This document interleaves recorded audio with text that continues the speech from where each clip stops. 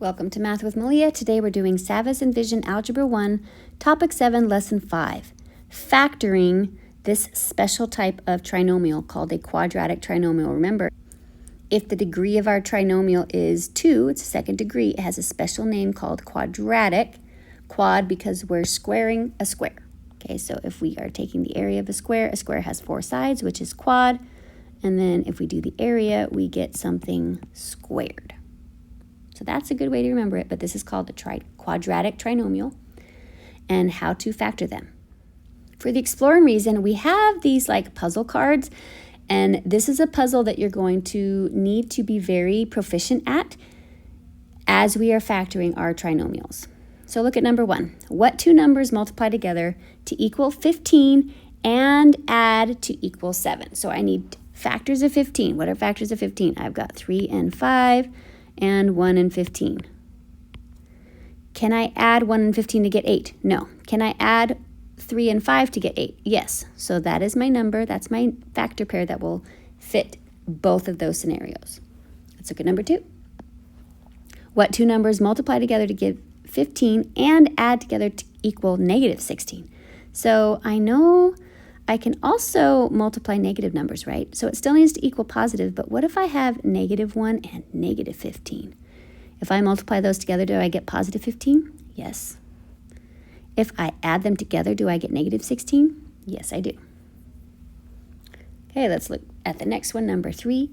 Two numbers that multiply to give me negative 15. So now I know I'm going to have a positive and a negative. So one of my factors needs to be positive, one needs to be negative. So again, the factors we're looking at are 1 and 15, 3 and 5, and they need to equal negative 2. Well, I can't get negative 2 out of 1 and 15, but can I get negative 2 out of a 3 and a 5?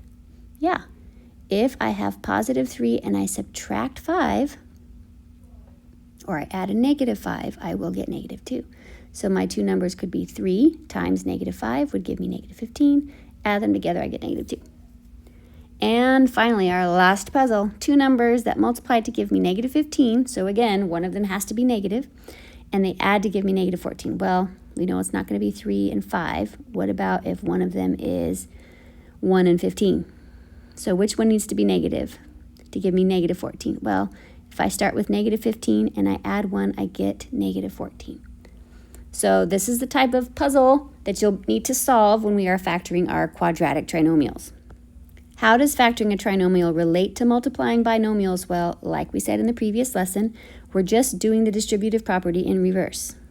Okay, so we have this binomial, x plus 2 times x plus 3, and the trinomial x squared plus 5x plus 6. Well, let's actually distribute the first binomial product. If I do x times x, I get x squared. If I do x times 3, I get 3x. If I do 2 times x, I get 2x. If I do 2 times 3, I get 6. Okay, notice 2 times 3, there's my last term. And then I just add the middle terms, the linear terms together. I combine the like terms to get 5x. And then my first term, x squared, stays. So what's the pattern? What did we do? We multiplied the b terms to get c. And then we added them together to get the coefficient for the middle term or the linear term. That's kind of what we're doing. So we're going to need to do this in reverse. We're going to factor 6. What are factors of 6? 2 times 3. And then we have to think, if I add them together, I need to get 5. Okay, so you can see we're solving that puzzle again as we're doing this. So what is the factored form of this trinomial? Okay, again, you can just make factor charts. We write the different factors, 1 and 6 of, so first you're going to look at the last term. Okay, take the constant and you're going to factor it. So factors of 6 are 1 and 6 and 2 and 3. Which of those can we also add to get the middle term? So your factors of the last term should then add to give you the coefficient for the middle term. And that's what we get here. 2 and 3 will multiply to give you 6, and they will add to give you 5. Why is that? Because when we combine our like terms, they add together. Those coefficients add together. So let's do it. Let's say if our factors are then positive 3 and positive 2, and we did our area model, I would have x squared and 3x, and then I would have 2x, and then I would have 6. If I add my linear terms together, I get 5x. That's what I want.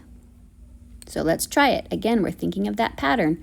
We're going to take the last term, the constant, factor it, and then find the combination of factors that also add to give us the coefficient for the middle term, the linear term.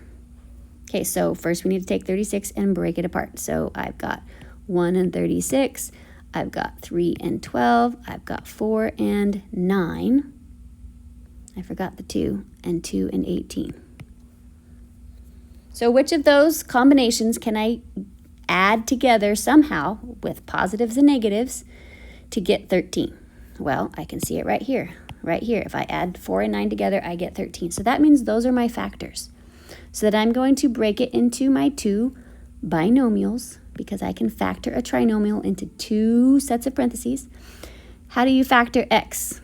Well, what are the factors of x squared? Just x and x. So again, thinking of the distributive property in reverse, x times x is going to give me x squared. Okay, and then we put our other factors. Now these were positive. Positive 4, positive 9. Let's double check that we factored it correctly. So I'm going to distribute just to double check. X times x is x squared. X times 9 is 9x. 4 times x is 4x. 4 times 9 is 36. So all I did was distribute using my double arrows. If I combine 9x and 4x, do I get 13x? Yes, I do. So it's a good idea as you're practicing factoring trinomials to distribute and double check that you get your original polynomial. Okay, let's do part B. So I'm going to look at the constant, factor the constant. So what are factors of 28? 1 and 28, 2 and 14, 4 and 7. Which combination of those would add to give me 11? Well, we can see that right here. If I add 4 and 7, I get 11. So those are my factors. Set up my two binomials. And I know it's going to be a positive 4 and a positive 7. Let's double check. Okay, I'm going to distribute now. X times x gives me x squared. X times 7 gives me positive 7x. 4 times x gives me 4x. 4 times positive 7 gives me 28. If I combine 7x and 4x, I do get 11x. So we did factor it correctly. Example 2, what do we do when our trinomial has a negative middle term? Our linear term is negative. We do the same thing, we just have to check our signs. So we're going to start with our constant. We're going to factor the constant, but we have to think negatives. Okay, because we also have to get a negative sum. So remember, if we multiply two negatives, we still get a positive. So our factors could be negative 1 and negative 18, or negative 3 and negative 6, or negative 2 and negative 9. Which of these, if we add them together, gives us negative 11? Well, negative 2 and negative 9 will give us negative 11. So that means our factors in our binomial, so set up your two parentheses. I factor x by just breaking it up into x times x, or x squared gets factored into x and x, then I'm going to have a negative 2 and a negative 9. Okay, my factors need to be negative. Let's double check by distributing. X times x is x squared. X times negative 9, negative 9x. Negative 2 times x, negative 2x. Negative 2 times negative 9 is positive 18.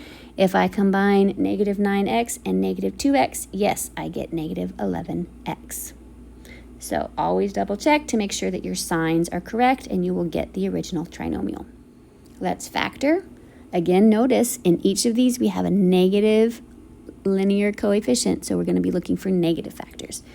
Take our constant, break it apart. So what are factors of 15? Negative 1 and negative 15, negative 3 and negative 5. Which of those combined will give me negative 8? If I combine negative 3 and negative 5, I get negative 8, so those are my factors. It's going to be x minus 3 times x minus 5. And if we double checked by distributing, we would get that. Hopefully you can start distributing in your head to double check, but make sure to check your signs. Negative 3 times negative 5 gives me positive 15. I'm going to have a negative 5x plus a negative 3x. That will give me negative 8.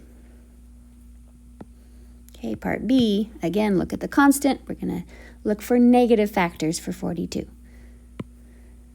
So we can do 2 or negative 2 times negative 22. We can do negative 7 and negative 6. I might have already found it. You don't have to go through all the factors if you can think of one right away that fits this situation. If I combine negative 6 and negative 7, I do get negative 13. So there's my factor pair. I'm not going to go anymore. And so our factors then, if we break it into our two binomials, x squared factored is x times x, minus 7 and minus 6. And if we double check, x times x is x squared. Negative 6 plus negative 7 is negative 13x, and negative 7 times negative 6 is positive 42. So what if c, our constant, is negative? How are we going to factor that? Same thing. Just know that one of the factors has to be negative. In order to get a negative number, you have to multiply a positive times a negative. Okay, so you're going to probably have two different versions of each factor pair. So we're going to factor negative 6. We can get there by 2 and negative 3, or negative 2 and positive 3. We can get there by 1 and negative 6, or we can get there by negative 1 and positive 6. Then we have to look at which of those pairs gives me a sum of positive 5. That is here on the bottom. Okay, so just make sure you're going to write factor pairs twice and just switch signs. Each factor gets a negative. And then if we double check, we would get our original polynomial if we distributed. So our factors then would be negative 1 and positive 6. Now I'm going to show you why it's not positive 1 and negative 6. Because that would still give me negative 6, but why doesn't this work? Because if I distribute, I'll get x squared minus 6x plus 5x, plus 1x minus 6. This is going to give me x squared minus 5x minus 6. I want plus 5x, so that one would not work. The signs do matter. Let's factor these trinomials. Again, we have a negative constant, so we're going to be looking for negative factors. One of them has to be negative. So we're going to take our constant, negative 14, and break it down. So I can do negative 1 and positive 14. That's not going to give me 5.